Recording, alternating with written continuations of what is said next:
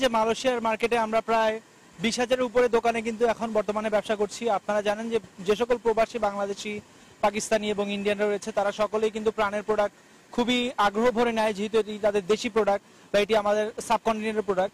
আপনারা জানেন এর পাশাপাশি কিন্তু আমরা ধীরে ধীরে মালয়েশিয়ান মার্কেটে বা মালয়েশিয়ান হাউস হোল্ডেও কিন্তু প্রবেশ করতে সক্ষম হচ্ছি।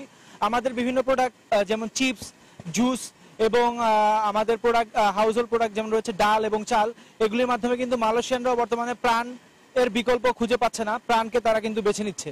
তো এই কাজের জন্য কিন্তু আমাদের এক বিশাল কর্মী বাহিনী রয়েছে। আমাদের সেলস এবং মার্কেটিং এ প্রায় 300-400 লোক কাজ করছি আমরা। এর ভিতরে যেরকম বাংলাদেশি রয়েছে সেরকম লোকালরাও রয়েছে।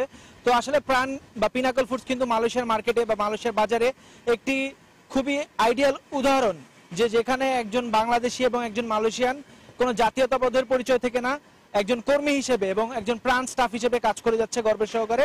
এবং আমাদের সবারই কিন্তু পতাকা একটাই, প্রাণের লোগো।